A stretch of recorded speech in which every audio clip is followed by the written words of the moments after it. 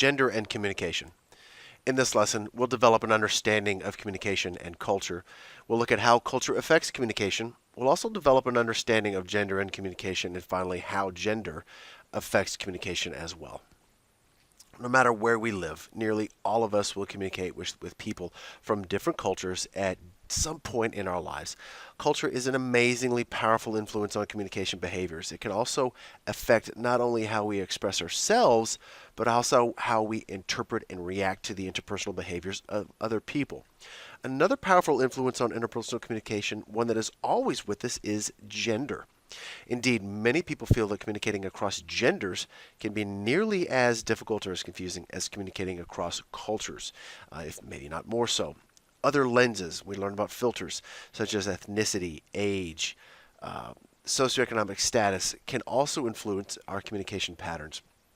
However, gender and culture are the big ones, and they shape our behaviors and interpretations in so many ways that it's really worth taking an in-depth look at each one. Now, for our purposes, the definition that's on the screen, we're going to define culture as the system of learned and shared symbols, shared language, values, and norms that distinguish one group of people from another.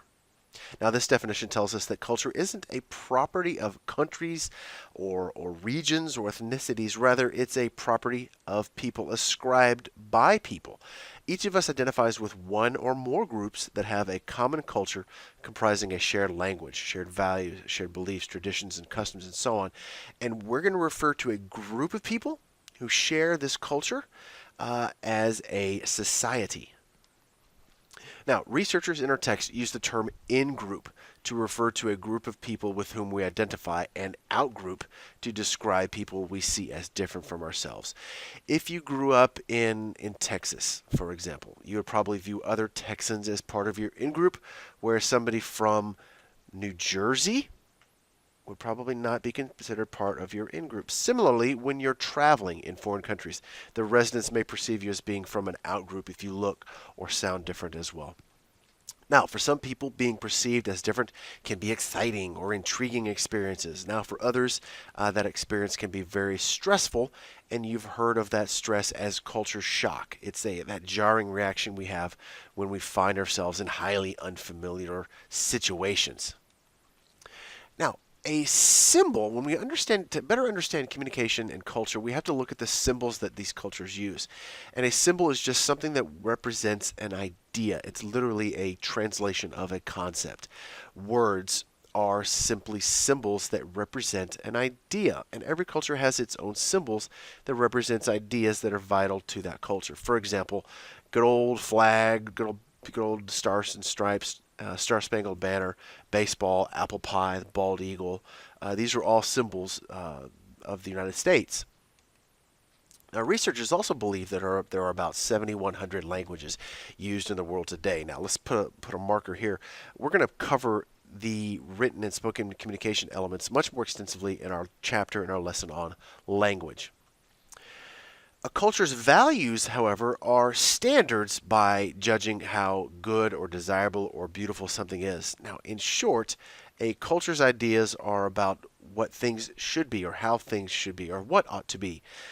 Sociological research indicates that U.S. culture values ideas such as equal opportunity. This is what we are ascribing value to. Equal opportunity. Material comfort, practicality, efficiency, achievement, democracy, free enterprise, and individual choice. Finally, norms are rules or expectations that guide people's behavior in a culture. For example, consider the norms for greeting people. In North American countries, they shake hands and say, "Nice to meet you." In other countries, it might be more normal to hug or to kiss on the cheeks. Cultures are also vary in their norms for politeness. A behavior, for example, that would be considered very rude in one country might not be so considered rude in another one, might be considered to be polite, or at least normal behavior. Now, when you think about a culture as a shared language, beliefs, and customs, a sharing of those things, it may seem as though you belong to many different cultures at once. If you grew up in the U.S., for example, you likely feel a part of a U.S. culture. But But there are co-cultures. We used to refer to them as subcultures. We've gotten rid of the sub word because it made it sound subordinate, but call them co-cultures instead. These are groups of people who share values, customs, and norms related to mutual interests or characteristics besides just who what their national citizenship is. A cult culture isn't just based on the country where we were born or the national society in which we were raised. Instead, culture is comprised of smaller groups, your subcultures, your co-cultures, people with whom we identify. Now, one way culture differs is in how much they emphasize individuals. This next few slides really represent, I think, the best part of studying communication and culture, because it will give you a list of what are the defining characteristics of a culture. And here's one we can start with. Individualism versus collectivism. In individualistic cultures, people believe that their primary responsibility is to themselves. Got to look out for number one. Got to look out for number one. Take care of business, looking out for number one. Children in individualistic cultures are raised hearing messages like, you can do it, you can do anything you want, be yourself, you're special, there's no one in the world like you, you can do anything you want if you put your mind to it. And that's probably why we have so many people who are offended and are such beautiful, unique little snowflakes. Delicate snowflakes. But anyway, these are the messages that emphasize the importance of knowing yourself, being self-sufficient, being true to what one wants in life. You just got to be me. Now, the motto of an individualistic culture would probably be something like that. I got to be me. People in these societies value self-reliance, and these are the people who think you can pull yourselves up by the bootstraps. Everybody has equal opportunity. Just work harder. You pull yourselves up by the bootstraps. Next, collectivistic culture. Take that coin, flip it over, because this is the complete opposite. This is in contrast. Collectivistic cultures are taught that their primary responsibility is to their families, to their communities, and to their employers or employees. It's primarily employers. Instead of emphasizing the importance of being an individual, collectivistic cultures focus on taking care of needs of the group. So everything they do is for the betterment of the team. Now, if you've traveled much, another dimension of cultures, how culture affects communication and the differences in cultures. If you've traveled much, you might have noticed that that people's language in various parts of the world differ in how direct and how explicit it is. In a low context culture, people are taught to communicate directly and to say what they mean. Don't beat around the bush. Low context cultures value expressing yourself, sharing your opinion, trying to persuade others to see things your way. Now, other side of the same coin, since we're talking about the context coin, people in high context cultures are taught to speak much less directly because it's seen as rude or presumptuous. In those types of cultures, maintaining harmony is important. Avoiding conflict, avoiding offending people are more important than expressing one's true feelings. Now, as a result, what happens is people speak in a less direct, I'm not saying it's less effective, I'm simply saying it's different, it's less direct, it's more ambiguous, and they convey more of their meaning through subtleties, subtle behaviors, and contextual cues such as facial expression, tone, the context of the setting as well. Now, a third way that cultures differ from one another in their communication characteristics is the degree to which power is evenly distributed. This is a really interesting factor to look at. Several characteristics can give someone power. Where do you get your power? You can get it from your job, your prestige, your other valuable resources like money, education, expertise, age, popularity, talent, and so on. In democratic societies, individualistic societies, i.e. the U.S., people believe in the value of equality. You've heard this, that all men and women are created equal and that no one person or group should have excessive power or that their power should be based on some arbitrary BS like the family into which they were born. That belief is characteristic of low power distance cultures. Doesn't necessarily mean that people are treated equally. They just think that they should be. Now, in high power distance cultures, power is distributed less evenly, and here's the key. People are cool with it. They understand it. They're taught this way. Certain groups, maybe a royal family, a ruling political party, the social and political elite have power, and the average citizen has much less. And again, it's cool. We're born that way. We're taught that way. Uh, People in those types of cultures are taught that certain people or groups deserve to have more power than others, and that respecting power is more important than respecting equality. Now, we usually use the term masculine and feminine to refer to people. The text, however, suggests that we can also use those terms to cultures.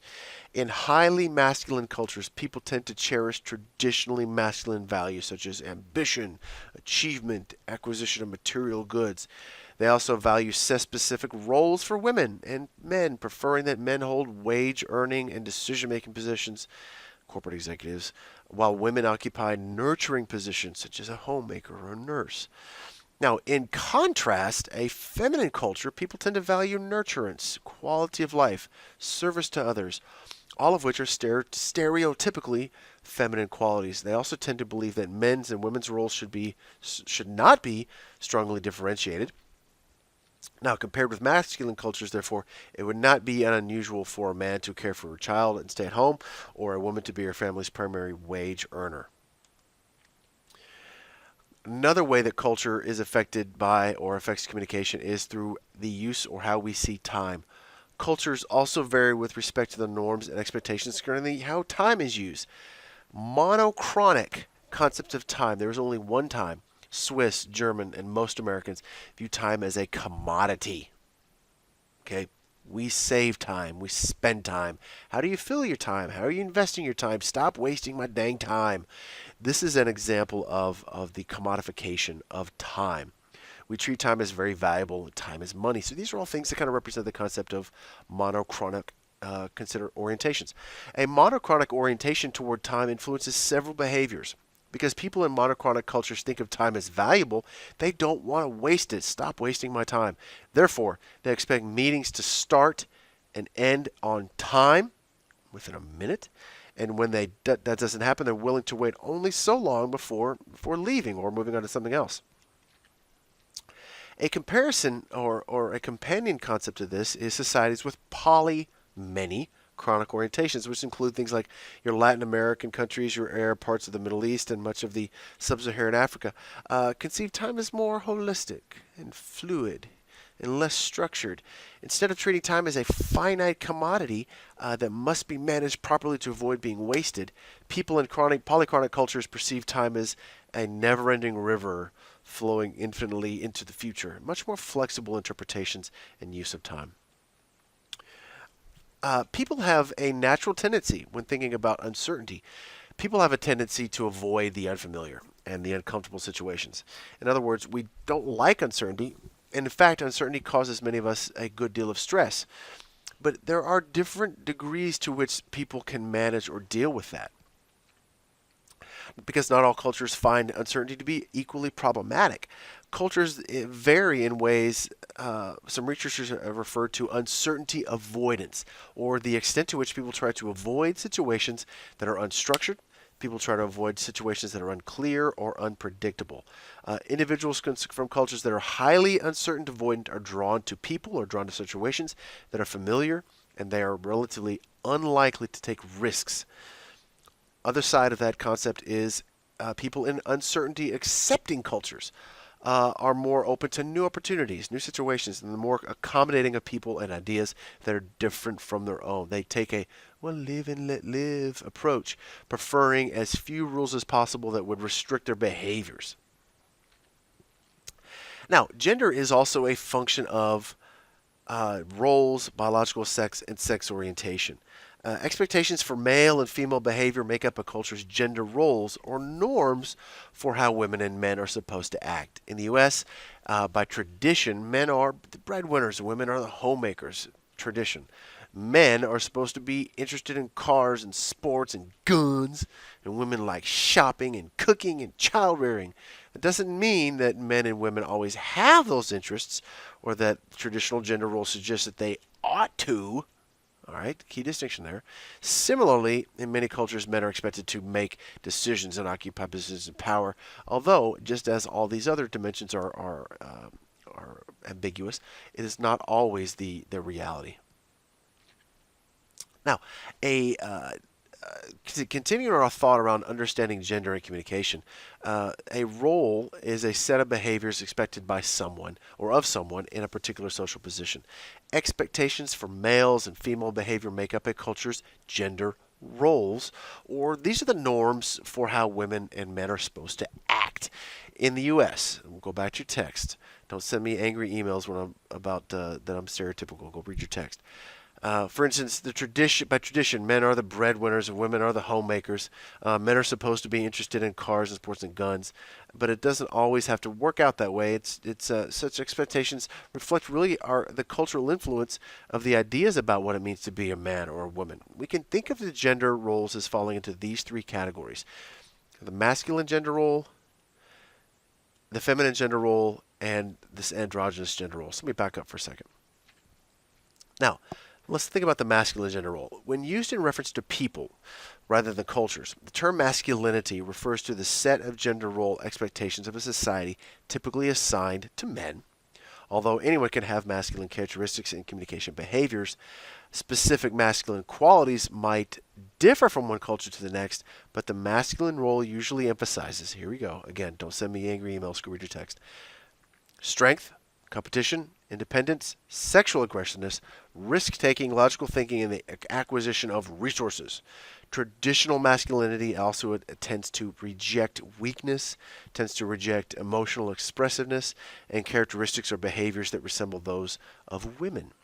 Now, the feminine gender role, the set of role expectations a society typically assigns to women is called the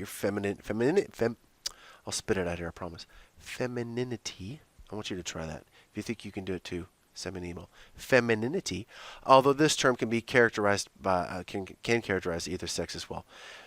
In general, the feminine gender role typically emphasizes empathy, emotional expressiveness, a focus on relationships, and on maintaining them, an interest in bearing and raising children, and attentiveness to appearance. Traditional femininity also emphasizes cooperation and submissiveness, and tends to downplay intellectual achievements and career ambition. Again, I'm not aspiring or aspising, that's not the right word. I'm not ascribing any value to these two statements of masculinity and femininity. I'm simply telling you what those are characterized, or what characterizes those definitions. Now, lastly is the androgynous gender role. Masculinity and femininity are separate concepts, but they're not mutually exclusive. Think about a Venn diagram. I'll give you a little finger Venn diagram. Let's see if that worked. A little Venn diagram. You have some overlap there, but they're not mutually exclusive, meaning that it is possible for people to identify strongly with both parts or subsets of masculine and feminine gender roles. For example, someone with a feminine gender role may love raising children, may enjoy caring for patients or being a nurse, and she takes great pride in her appearance. But in many other ways, this person may also identify with masculine gender roles, being the primary breadwinner, being an assertive leader, fiercely competitive, and loving football. So there is a place for both, and androgyny is just the term we use to describe a combination of masculine and feminine characteristics. Now, last couple concepts here that I think are pretty cool is how gender specifically affects, this is a great concept, how gender affects the way we communicate. And there's just two things here: expressive talk and instrumental talk. The concept of gender cultures further maintains that when women and men communicate with each other, each of them bring their own rules and values to the table. Because these rules and values differ, the result is often gender clash, or the experience of each sex not understanding the other. Expressive talk, this one right here, is normally associated with women. Expressive talk is defined as communication being seen as a primary way to establish closeness. Instrumental talk, on the other hand, is normally associated with a masculine communication role, and that is the type of communication that is seen as a means to solve problems and accomplish tasks. Yep, and then the last one here is the linguistic style. The differences in the communication and linguistics can be looked at by the sentence length. Masculine linguistic style, short sentences, more sentence fragments, which means an incomplete sentence, more references to I, to me, and more references to quantity. Feminine linguistic style, longer sentences, more qualifiers, more references to we and they. Now, when we mean qualifiers, what I mean by that is I really think we should implement a product. I really think we should implement this type of process in the workplace. I really think that's a qualifier that weakens the message. Instead of just saying we should implement this process, that is a shorter, more direct sentence fragment.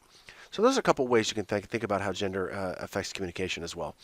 So that that kind of wraps up our discussion here on communication and communication and gender.